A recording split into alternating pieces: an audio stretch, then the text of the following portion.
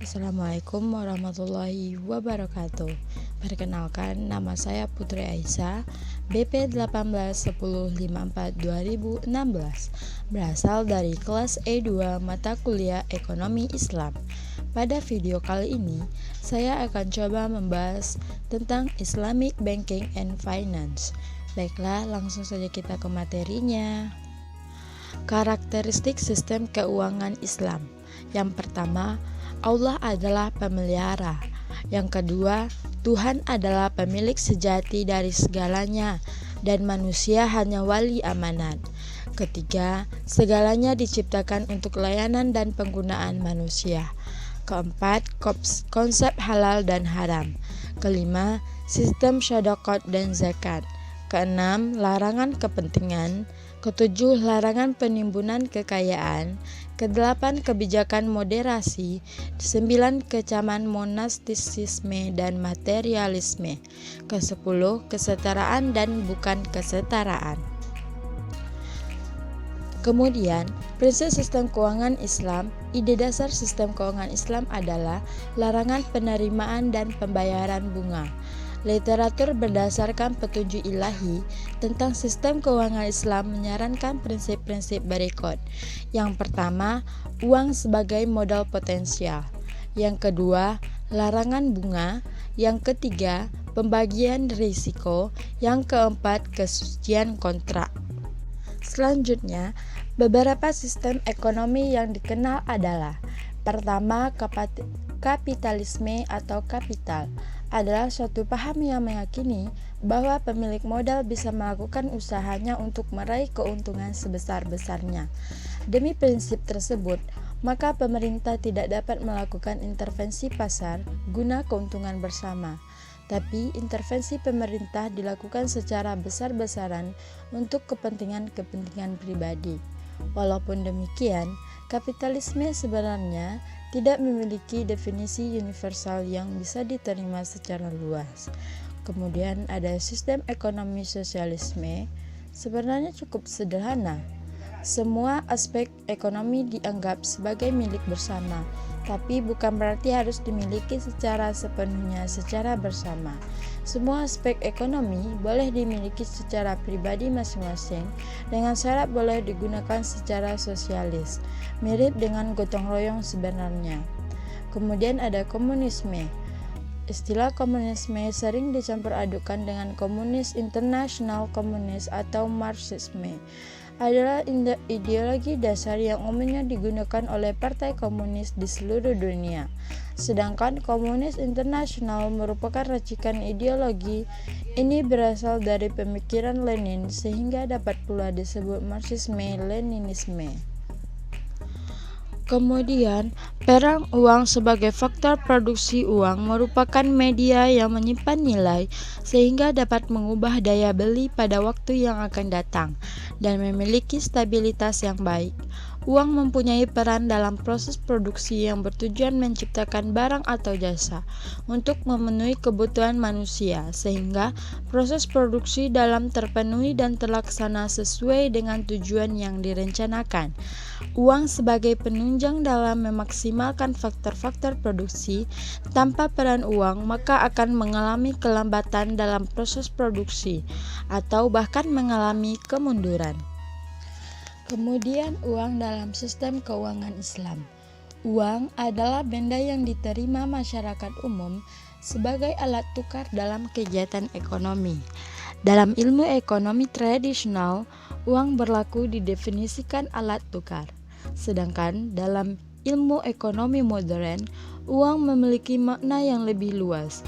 Uang diterima sebagai alat pembayaran transaksi jual beli atas barang dan jasa, serta kekayaan atau aset berharga lainnya, dan juga sebagai alat pembayaran utang.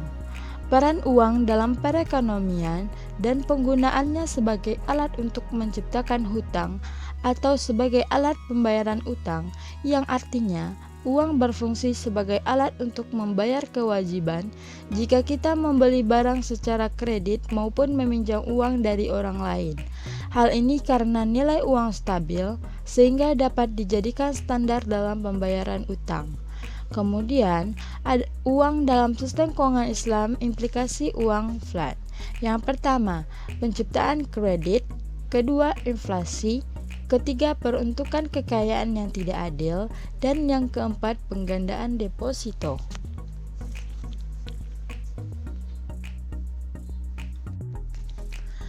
Kemudian faktor produksi dalam kerangka Islam. Semua input produktif dikelompokkan menjadi dua kategori. Yang pertama, faktor input. Input-input yang tidak dikonsumsi dalam proses produksi. Yang kedua, input yang dikonsumsi, yaitu input yang dikonsumsi selama proses produksi kehilangan sifat dan bentuk aslinya. Misalnya bahan bakar, kapas mentah, plastik, dan lain-lain. Dari sudut pandang Islam, konsep dan sifat uang dalam sistem konvensional. Yang pertama, uang adalah komoditas dan digunakan untuk mendapatkan barang lainnya. Kedua, dapat dipasarkan secara luas karena sangat diminati barang berharga, sehingga dipastikan bisa digunakan kapanpun dan dimanapun. Yang ketiga, dapat diangkut dengan mudah. Uang dibuat untuk membuat hidup manusia lebih mudah. Oleh karena itu, untuk memastikan kenyamanan itu penting. Keempat, relatif langka, karena permintaan tinggi dan nilainya tinggi, yang berarti memiliki nilai tinggi dalam jumlah yang kecil. Jadi itu terdapat ada faktor produksi dalam kerangka Islam, kemudian sudut pandang Islam dalam konsep dan sifat uang dan dalam sistem konvensional. Nah, selanjutnya sudut pandang Islam sifat uang dalam sistem konvensional. Pertama, uang relatif tidak dapat binasa. Kedua, tahan lama dan dapat digunakan untuk pembelian di masa mendatang. Ketiga, mudah disimpan. Keempat, mudah terbagi. Kelima, uang bertahan selamanya. Dan yang keenam, semua satuan uang adalah serupa. Artinya, mudah untuk membedakan dan memperkirakan nilai uangnya. Sudut pandang Islam sifat uang dalam sistem Islam. Pertama, Islam memberlakukan uang sebagai unit hitung untuk menentukan nilai relatif barang dan jasa. Kedua, alat tukar dan bukan penyimpanan nilai. Ketiga, semua unit uang dengan pecahan yang sama 100% satu sama lainnya. Keempat, ini menjadi berguna hanya jika ditukar menjadi aset nyata atau digunakan untuk membeli layanan. Kelima, uang tidak dapat dijual atau dibeli secara kredit. Musyarakah adalah bentuk kemitraan yang didasarkan pada bagi hasil dan kerugian. Ada dua jenis musyarakah, yaitu 1. Akad musyarakah al-mil. Akad musyarakah al-mil ini mengandung arti kepemilikan bersama, di mana keberadaannya akan muncul jika dua orang atau lebih mendapatkan kepemilikan bersama terhadap suatu aset atau kekayaan. Misalnya, seperti kekayaan bersama dapat dibagi, tapi para mitra memutuskan untuk tetap memilikinya secara bersama-sama. Maka syurka al-mil termasuk bersifat sukarela atau ikhtiari. Contoh lain dari musyarakah al-mil adalah kepemilikan suatu benda yang dimiliki secara bersama. Kedua, musyarakah al-uqud. Musyarakah al-uqud adalah kemitraan yang tercipta dengan melalui kesepakatan antara dua orang atau lebih untuk melakukan kerjasama dalam mencapai tujuan tertentu. Setiap mitra bisa berkontribusi dengan menggunakan modal atau dengan bekerja serta berbagi keuntungan dan juga kerugian. Jadi itu terdapat dua jenis dari musyarakah. Yang tadinya ada akad musyarakah al-mil dan yang kedua ada musyarakah al-uqud. Sekian dulu video kita pada kali ini. Mohon maaf jika ada kesalahan dan kekurangan. Saya Putri Aisyah mundur diri. Wassalamualaikum warahmatullahi wabarakatuh.